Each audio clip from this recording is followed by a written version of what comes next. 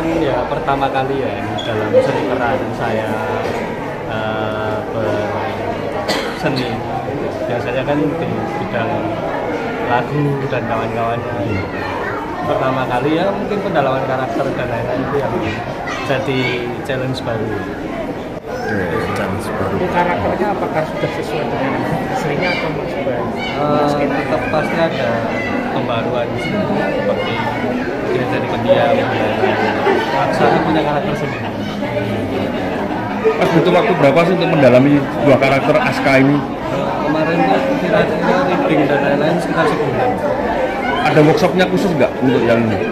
Ya beberapa kali reading sama teman-teman cast lain. Mas Yuda, ini pertama kali masuk atau terjun ke dunia perfilman atau sudah beberapa kali? Pertama kali, kalau film pertama kali. Kadang bintangin video klip dan lain-lain udah lumayan sering.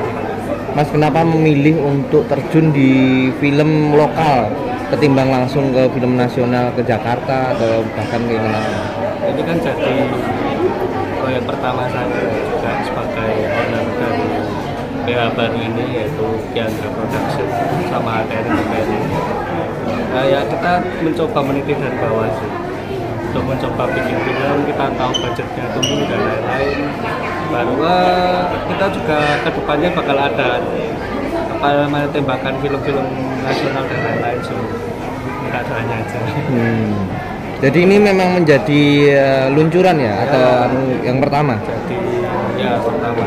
Kenapa PH-nya berani Mas untuk langsung bertarung di istilahnya di bioskop? Ya ini sudah modern seperti ini, tidak di teater. Sekarang akses lebih mudah sih, mungkin nggak sesusah zaman dahulu, dan ya kita punya mungkin backup juga yang lumayan, jadi kita berani buat pertama kali melangkah yang mungkin extraordinary daripada teman-teman lain. Cuma ya tetap belajar sih, kita tidak mengunggulkan diri sendiri daripada teman-teman yang lain, kita tetap belajar.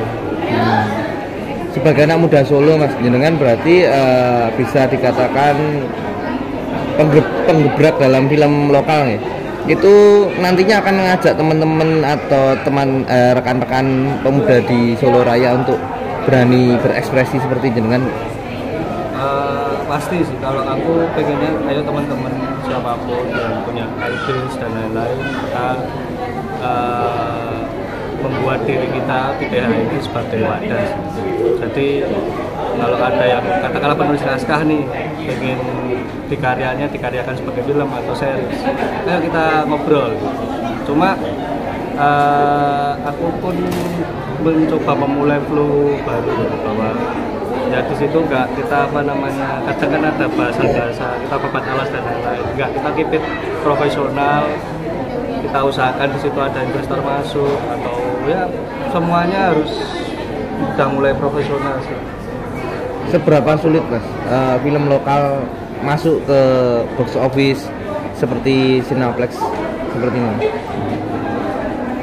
Nah, sekarang sih mungkin udah nggak susah karena sekarang kan produksinya makin cepat ya.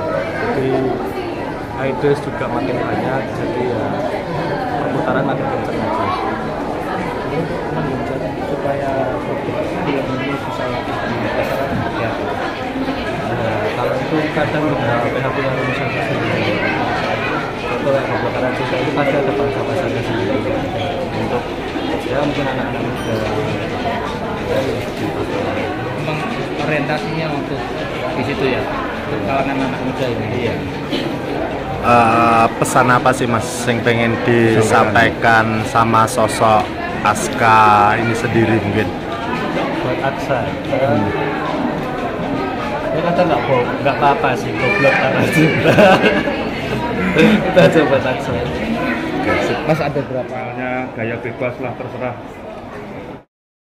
Oke. Ya tentang inspirasi sebenarnya itu kolektif ya. Jadi beberapa tim indie dari film ini merembuk bagaimana film ini tidak meninggalkan tradisi, tetapi juga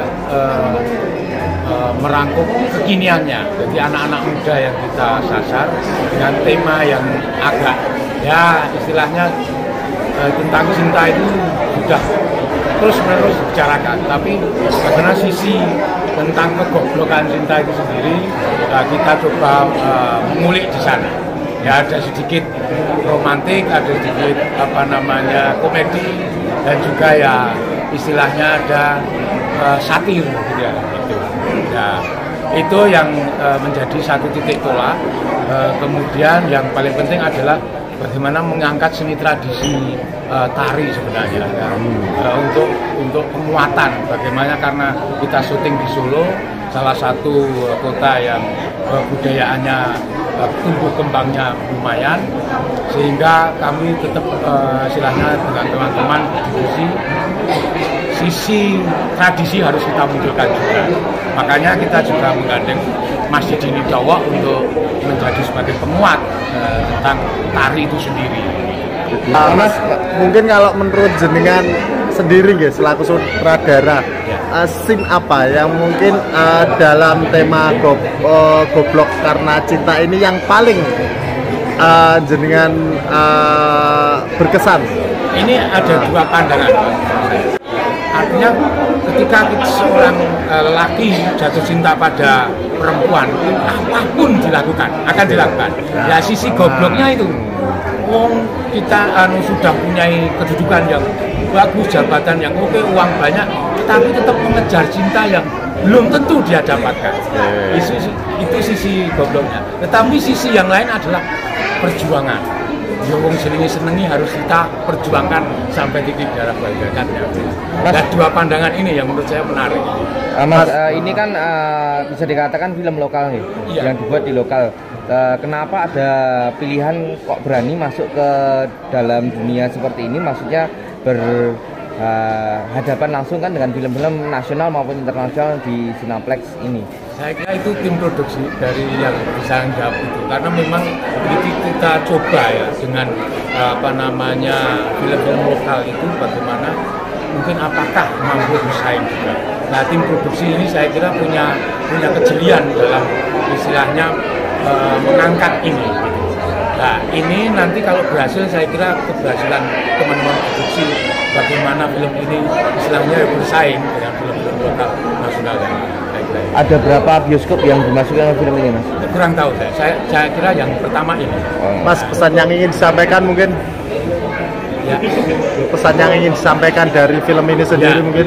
Pesan ini adalah bagaimana kita punya cita-cita, kita punya harapan yang harus kita terus kejar itu.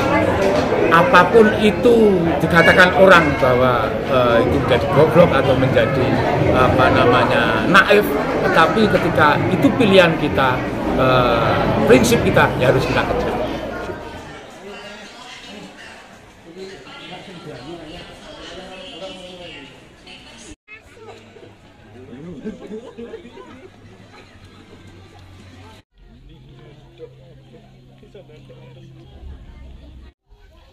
Assalamualaikum warahmatullahi wabarakatuh.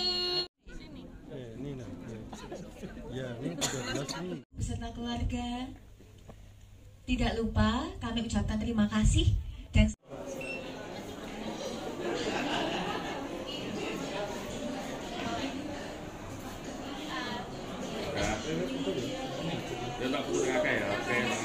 saksikan Goblok Karena Cinta